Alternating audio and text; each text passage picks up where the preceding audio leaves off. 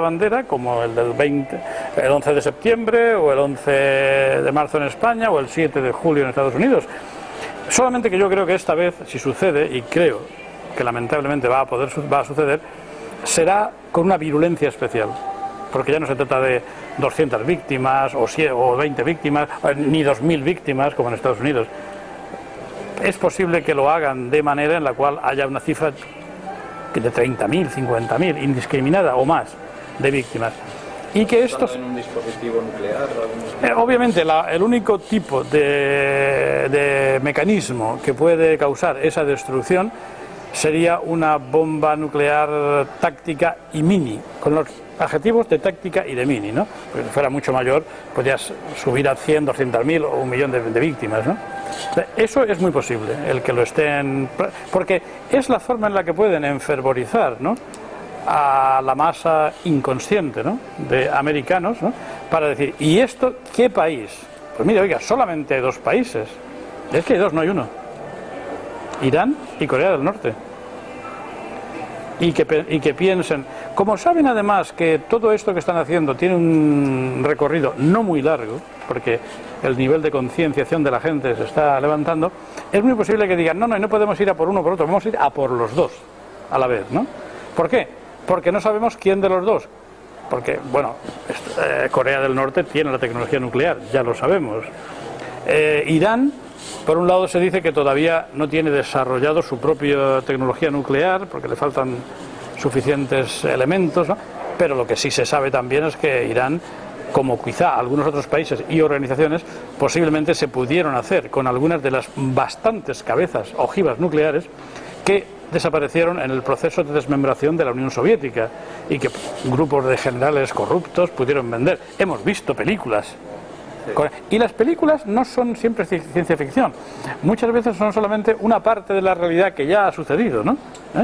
Esto seguro que ha sucedido, y yo lo que creo es que puede intentar a la desesperada el hacer un ataque preventivo sobre todo sobre los sitios de enriquecimiento de uranio o producción de cabezas nucleares, tanto de Irán como de Corea del Norte. Pero como vimos en Irak, con el tema de las armas de destrucción masiva que...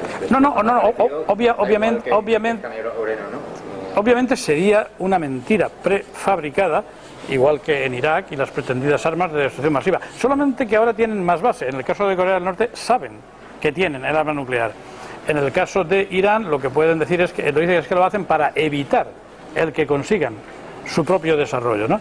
Pero es que no van a poder ir más allá de lo que es un ataque nuclear si llegan a ello, porque no van a poder ocuparlos. Primero porque Irán tiene su autodefensa, como he mencionado antes, y Corea del Norte porque de una manera u otra Corea del Norte sigue teniendo el respaldo de China. Y enfrentarse a Corea del Norte es también... Corea del Norte no va a admitir ni que Israel ni que Estados Unidos bombardee instalaciones norcoreanas, porque tiene el armamento y la marina y la aviación china están a niveles muy sofisticados ya, ¿no? Ya no se puede hablar de que Estados Unidos tenga una supremacía total en electrónica y ni nada de esto, ¿verdad?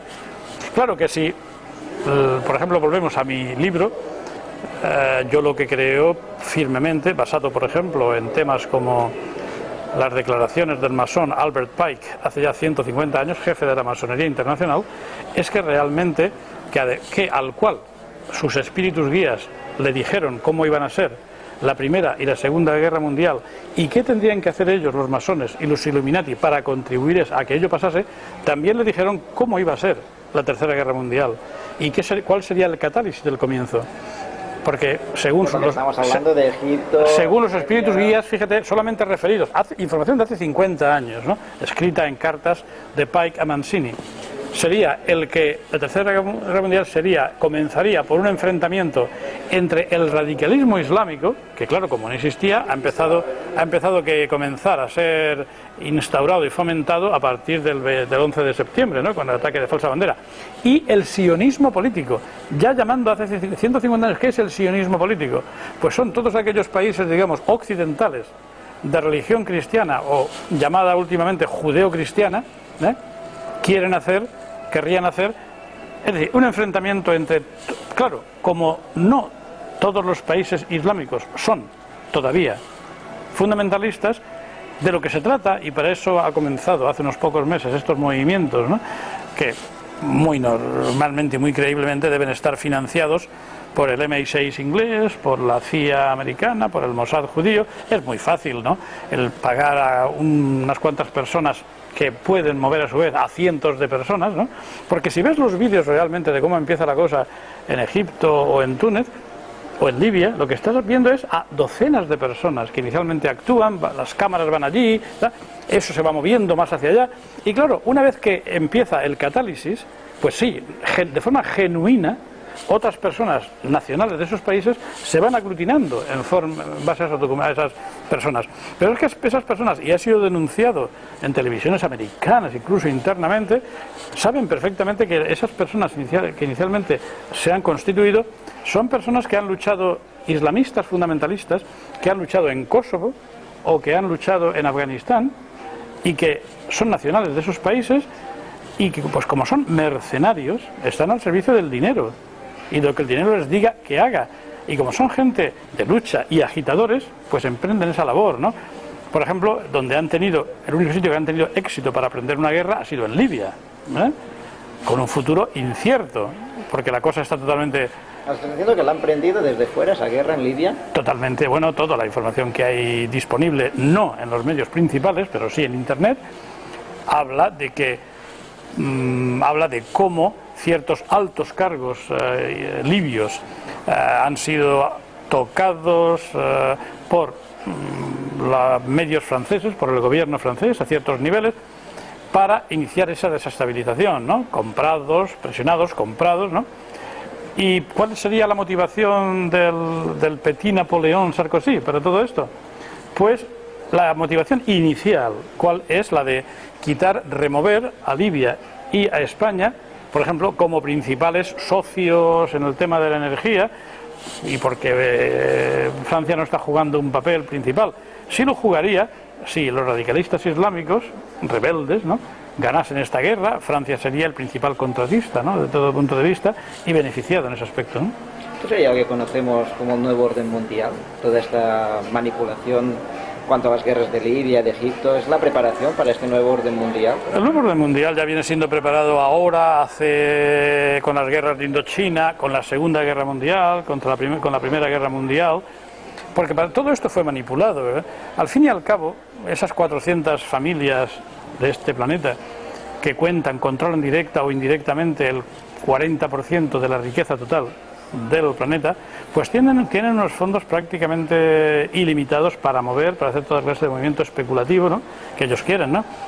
El que va a una tercera guerra mundial, bueno, es que son esa masonería internacional, ese alto sionismo, que sigue esa hoja de ruta que le fue dictaminada al señor Albert Pike, que era el jefe de la masonería mundial, en 1860. Es una hoja de ruta que están cumpliendo para llegar a provocar una tercera guerra mundial, porque mucha de esta gente sin corazón y sin escrúpulos, yo creo que incluso sin alma, ¿no?, lo que quiere llegar es a provocar en aras de la ecología, y entiéndaseme bien, yo en muchos aspectos de la ecología estoy de acuerdo, excepto con aquellos ecologistas que son como las sandías, es decir, verdes por fuera y rojos por dentro, de corazón, ¿no? Y me refiero en este caso a lo político, ¿no?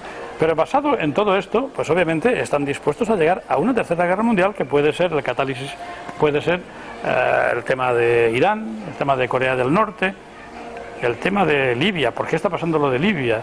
Bueno, en otro punto de vista, puesto que estamos participando en un congreso de ciencia y espíritu, yo diría, por ejemplo, que el tema de que Libia sería un protagonista inicial en un desencadenamiento de un conflicto está incluso en las cuartetas de Michel de Nostradamus, que habla del país libio, pero bueno, no es el momento ahora de hablar de eso.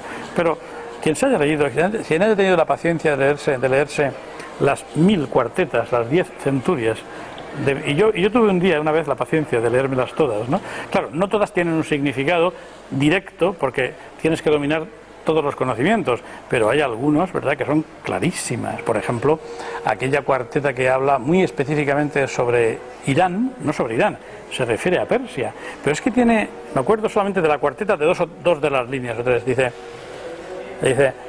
la fe demasiado grande venida de las Galias, destronará al monarca persa. La fe demasiado grande, Jomeini, venido de las Galias, París, destronará al monarca, el Shah. Es decir, a toro pasado dices, muy fácil interpretarlo, pero si lo tienes negro sobre blanco en una cuarteta y lo lees así, yo la verdad es que no soy autodidacta en ese aspecto, ¿no? Pero a mí, yo es que leí todo esto, lo leí y bastantes de ellas me impresionaron mucho por su veracidad, en un intérprete de las profecías de Nostradamus, de las cuartetas de Nostradamus, que era un francés, el francés Jean de Fontbrun. Me pareció un estudio, ¿verdad?, hecho por este hombre, y que hay al menos 10, 15, 20 de las cuartetas que ves tan claramente como esta que te acabo de decir, referida a Jomeini, a Persia y al Shah, ¿no? Todo esto que estamos hablando, de este nuevo orden mundial, ¿crees que esto están intentando convertir, o estamos entre todos intentando convertir el planeta en una gran corporación, en una empresa global? El planeta ya de gasto, ten en cuenta, ¿no?, que esos 20 años... Pero quieren más todavía, no tienen bastante. Exactamente, es un afán, es una avaricia desmedida, que finalmente yo tengo la convicción de que va a llevar, eso es el germen de su propia destrucción. Pero mientras que sean destruidos, ¿verdad?, porque ¿quién los va a destruir? Mandan en todo, las naciones, los ejércitos, las policías. Es decir, no es que la gente de base del ejército y la gente de base de la policía sean unos malvados, ¿no? Pero si las situaciones que tienen de arriba, de las que dependen sus sueldos, son hacer directrices A, B, C y D, pues en principio van a seguir haciéndolo, a menos que haya algo, ¿no? ¿Verdad? Y cuando eso digo que haya algo, yo tengo un símil cinegético muy fácil de entender, ¿no? Y es el que se refiere, por ejemplo, a que ¿qué harías a nivel cinegético de aves para destruir o para destronar o para desmoronar un régimen mundial que estuviera, por ejemplo, regido por buitres carroñeros, ¿no?, que es el mejor símil, el más clemente que se me ocurre para aplicarle a estas personas, a estos 400 familias y sus lacayos, ¿no? Buitres carroñeros. Cuando dices lacayos, ¿te refieres a gobiernos, por ejemplo, de los países?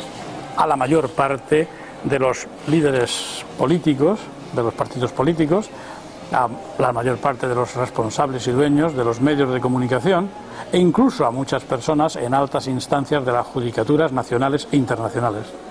Esos serían para mí sus guardias pretorianas, ¿no?, las que les van haciendo el trabajo sucio. ¿A cambio de qué?